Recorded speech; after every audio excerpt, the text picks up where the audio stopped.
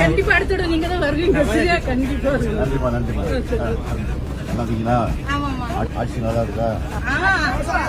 எனக்கு பூச்சி கண்ணுக்கு ஒளி வரும். ஆமா நீங்க கேட்கணும் எனக்கு கட்டாயம் தெரியும்.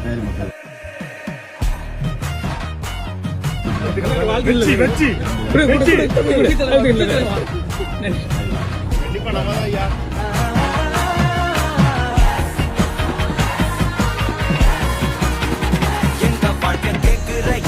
கேள்வி கண்ண இல்ல தள்ள முறை இல்ல புதிச்ச தலைவன்